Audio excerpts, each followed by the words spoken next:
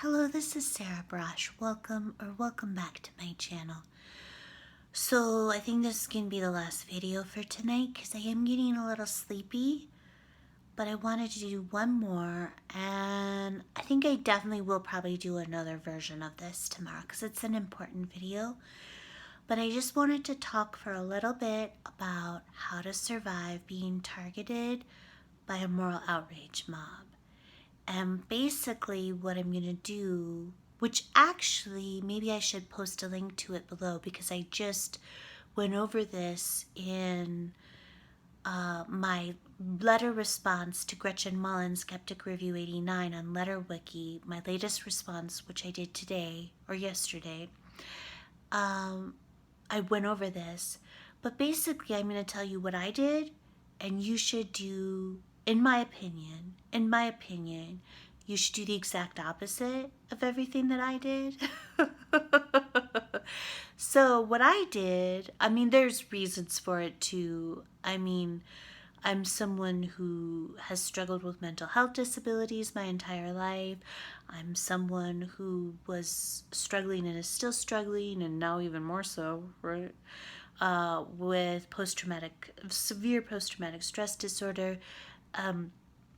So there's reasons for this, and I was following the advice of my very dear and esteemed advisors and mentors at Yale and my surrogate dad. But basically, I had to flee Yale's campus after the Living or Napping While Black hate crime hoax at Yale. I was taunted by a mob while I was waiting for my Uber driver to take me to Brooklyn, to take me to my surrogate dad's house. I had immediately go into hiding for my personal safety. I had actually had to immediately flee my dorm room because people like Ijioba Oluo were telling her 200,000 Twitter followers to harass and stalk me in my dorm room, and the dorm room number was clearly visible in the images and video that were taken of me on May 8th, 2018 without my knowledge or consent, which were a gross violation of my privacy, and I think also illegal. I think there's some question as to the legality, but I think that were clearly illegal. So anyway, I had to immediately move into a part of the dorm, my Yale campus dorm, the Hall of Graduate Studies, that was under construction. It was unsafe for me to be there, but I had to move into a part of the dorm that was under construction immediately because it was even more unsafe for me to stay in my dorm room. And then I fled Yale's campus. I immediately went into hiding, and I was basically unconscious for the next month, drunk and or unconscious. I didn't leave my bed in my bedroom in my surrogate dad's house for a month. I would go into literal physical shock on the hour, every hour, and shake and convulse uncontrollably. I was per the guidance of my advisors and mentors at Yale and my surrogate dads, I went into hiding. I remained silent. I didn't speak to anyone. I tried not to even look at the fake news that was being published and propagated around the globe against me, vilifying me and burning me in grotesque effigy. And I was basically just trying desperately not to kill myself. Obviously, I'm someone with a history of trauma and mental health disabilities, and the people who were advising me were terrified for my life. And so there's reasons for why I handled it the way that I handled it. But what I want to say, and this is really my main point, if you are being targeted by a moral outrage mob as I was targeted, is you need to dredge up every ounce of strength you can from the bowels of your soul, and you need to fight back. And I wish so much, as difficult as it would have been, maybe as near impossible as it would have been for me to do this, I wish I would have fought back. And I didn't, part of the reason why I didn't is because I saw the writing on the wall, and I saw that these charlatans and frauds were going to destroy the Living While Black movement and undermine the Black social justice movement in the US.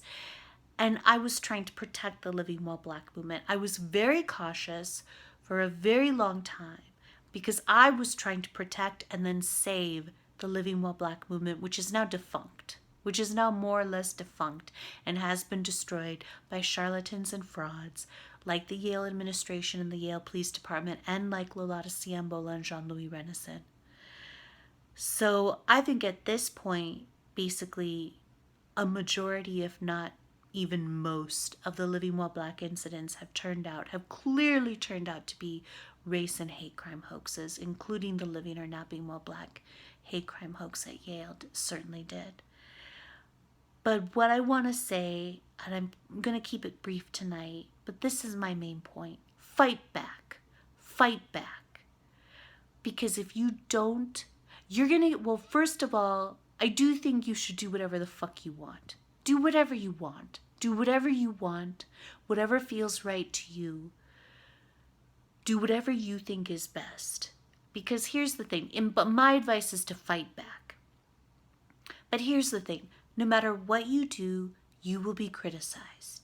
You will be criticized if you stay silent, for staying silent, and it's not going to help, and it's not going to stop them from mobbing you and destroying your life and career and livelihood and reputation and trying to drive you to suicide and incite your murder. It's not going to stop the moral outrage mob.